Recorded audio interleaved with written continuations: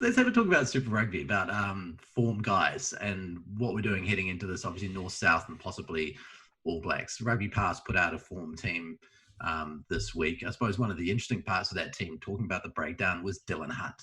They put in Dylan Hunt as the form 7. He was actually pretty superb, especially through the back end of the season as well, wasn't he? Yeah, Dylan's a good link player. He's your traditional 7. Like he'll tackle his heart out. He'll be good over the ball. And he's one of those guys that will have those support lines on attack. He's not your Artie Savia, your Duplessis, your probably Dalton sort of can go into that power sort of 7 bracket as well. So, but he's just sort of similar mold to Sammy Kane, I suppose. He just hits hard and works all day tirelessly for the team. Yeah. And do you guys like the loose forward makeup there? Well, I would have liked to have seen at least one chief in that form 23. There's 0, and I mean, fair enough, probably, but maybe if we could find a spot for Lachlan Boshier, that would be good. But it is hard to argue with some of them, to be fair. I mean, Hoskins Satutu's just been outstanding for you boys up north all year, so tough to argue with. And like you just said about Dylan, I mean, maybe I'd throw Bobby Boshier in for him. That'd be my only change. There's not many 7s that are as tall as him and have the ability on the ground. I'm thinking from a hooker's point of view. The more options, the better. And then we've already spoken about his breakdown work.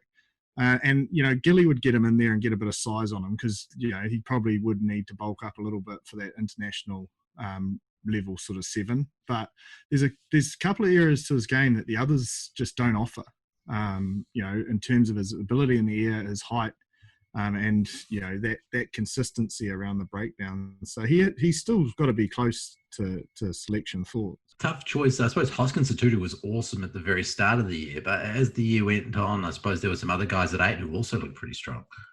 Yeah, Marino obviously at the Highlanders, but Hoss's numbers speak to themselves. The numbers over 4 games is more than most over 8. So, and you want to talk about a guy who's great at line out. He's one of the, he's right up there in terms of his ability in the air, his speed off the ground.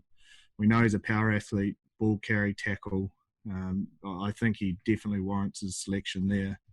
And we know his ability off the back of a scrum is similar to Artie's. He just holds that ball like it's a tennis ball and rips it out of there and goes. So look, it's a hard one. I mean, the beauty is every position you could go through and probably debate who could be in there. Only one probably isn't debatable is the locking area. Like those 2 have probably been the standouts, but you've got to find a spot for Will Jordan in the starting team, surely.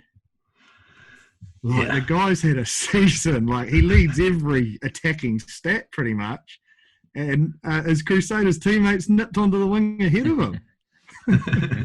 I'd say he'd have to have the 14 sewn up. That's the only one I'd probably change. Richie Mo'unga at 10, Geordie Barrett at 15. I mean, last year we saw, Mo'unga at 10 and the other Barrett at 15.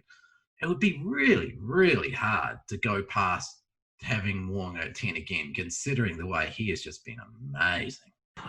Yeah, I mean, it is. It's hard to deny how good he's been, but I mean, Bodie's pretty damn good too. Like, aren't we just so blessed to have probably 2 of the top 2, 10s in world rugby at the moment. Like, better Fozzie to make the decision than any of us. But yeah, it is hard to deny his form. And I mean, Bodie I imagine would have liked to have played probably a little bit more 10 with you boys, Jip. But yeah, he's pretty good as well.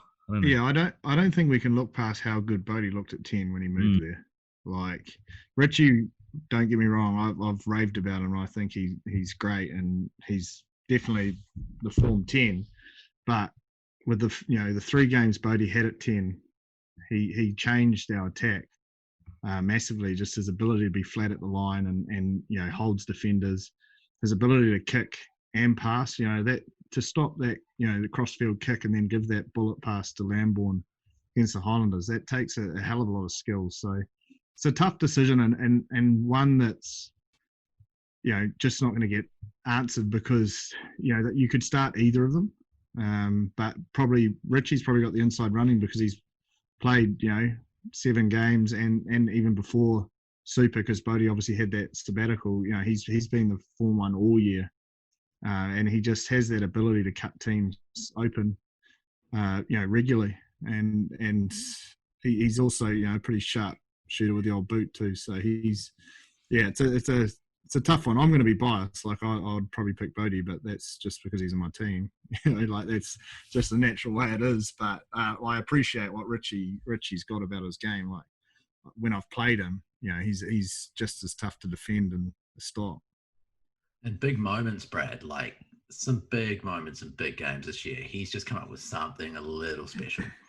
Yeah, absolutely. Like the stuff against you boys down in Christchurch, Chip, some of that stuff is just, yeah, it's freakish. I mean, yeah, I mean, Bodie's got so many years though of just quality first five work for the All Blacks. So it's going to take a fair bit to take that off Bodie as well. But I mean, also at 15 as well, the stock's there, because if you play Richie at 10 and then have Bodie at fullback, then I mean, Geordie's playing so good. Obviously, we've got Damien McKenzie, who's clearly class, and we've already mentioned Will Jordan as well. So, man, what a pickle.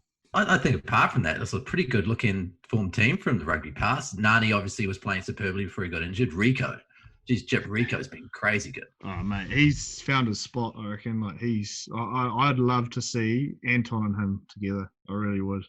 Nani's obviously injured, but I just think, I reckon those two in the midfield would be awesome.